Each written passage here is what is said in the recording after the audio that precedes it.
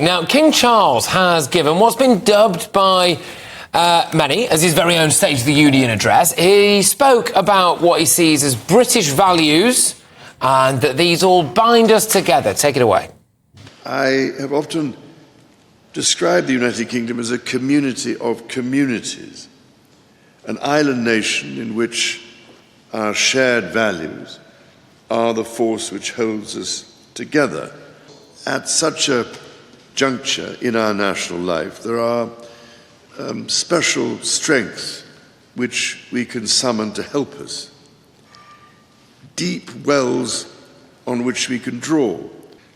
This includes the practice of our religious faith in freedom and mutual understanding. Such understanding, both at home and overseas, is never more vital than at times of international turmoil. Well, King Charles there, issuing, like I said, his kind of State of the Union address. I'm going to have a chat about that, and I'm also going to have a chat about this wonderful, fabulous story about Harry and Meghan taking a private jet to an island where billionaires go to escape millionaires. But here to do it is somebody who's brought the sunshine with her today. It's the wonderful Angela Levin. Angela, great to have you on the show. Thank you so much. Yeah. A fan favourite here. Let's start with King Charles then. So he was talking about how we need to all unite in times of international strife. Britain, of course, being a fabulously multicultural nation now means that when there are issues abroad, very often there are communities that affect right here in the UK. What do you make of what he had to say there? Do you think that was the right thing for him to say? I wondered if he would, actually, and I was very pleased he did, because I think, like his mother, she would choose the moment when we needed to have, like, a grandmother or a grandfather who would sort of look after us and make sure that we felt it was all OK. And I thought it was perfect timing, and I thought he was very sensitive. I do know that he has people who write his speech, but he then throws it away and redoes it himself. And it comes very, very much... Soul-destroying for the people whose job it is to write their speeches. No, they're used to it because they get it and they get paid anyway. But I mean, it's just, you know, they sort of set it in action. Yeah. And he has a bit which is in part of his heart and his feelings. And I think you could tell from this that he's still very much missing his mother, because he sort of goes back to her. And I think there's a bit here that is just about Harry and Meghan, and I'll just read this OK, go on. lines. Do we pause instinctively and unerringly before speaking or acting to ensure we are affording equal weight to both sides of the balance? Our society would be a kinder and gentler place for it. Right. And I think it's quite interesting because it's a message to Harry: don't come in and start shouting at me and demanding that, you know, years later that we still apologise to Meghan. You know, just Do you calm think down. you think that was a secret message to Harry and Meghan? Well, I can't promise that, but I can pick up on things where there's something written between the lines. Right. And I think this is something that's written between the lines. Be calm, don't shout, don't nag, don't demand, but let's try and keep things equal. I don't think Harry will take the slightest bit of notice of it, unfortunately. Well, he might not have the time right now to take the slightest bit of notice of it because he's recently been jet-setting again, hasn't he, Yes, Angela? he has been jet-setting again. So he's done a day's work. Man of the people. A few days off. Yeah, right.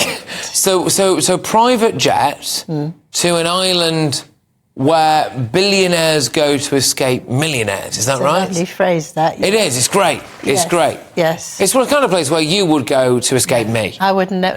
You know, that's the thing. So what's I don't like beaches and things like that. But what's very interesting is that there were 2 or 3 places they could have stayed at, but they probably stayed at Soho House, which is there, which is Meghan's very, very good friend, and where she met Harry before it was announced, way back in London.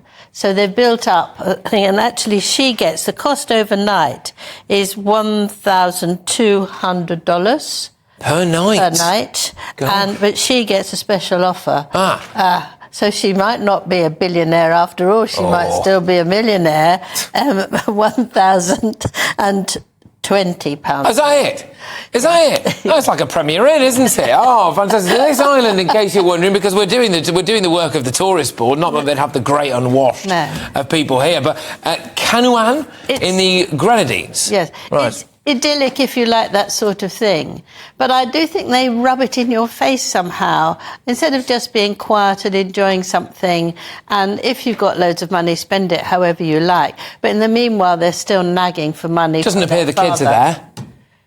Think they've gone without the kids? No, they've gone without the kids. But it might not be suitable. But that's all right. But I think if you're still shouting at your father to give you money, or at your late grandmother to give you money, and then you go off and spend it all like that, and you make no sign that you know, you're being cautious, or that you're not actually going to take planes and things and tell people they can't, but you can. So I think it's actually rather distasteful. In the same way, where Meghan goes to poor places where children are poor, that she wears, you know, jewellery and clothes worth several £1,000s. Right. When actually you could play it down a little bit. Yeah, I mean, so, look, some people might say that they are so famous that they need to go somewhere like the tiny island of Canouan in St Vincent and the Grenadines, just to make sure that they can stay away from prying eyes.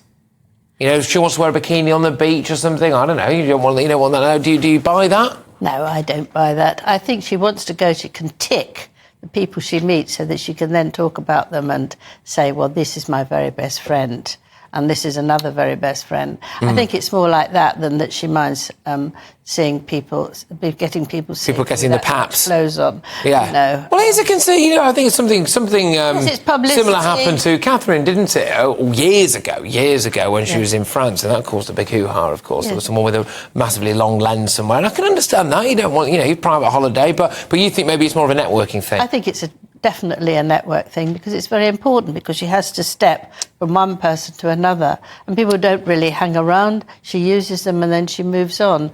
I don't want to be horrible, but she just has a very unfortunate way of behaving towards everyone. And of course, I mean, the elephant in the room that we've actually not addressed yet is, if you're going to keep banging on to us about the climate, maybe don't take a private jet again somewhere. That's right. They've been on more private jets than I've had hot dinners, these two.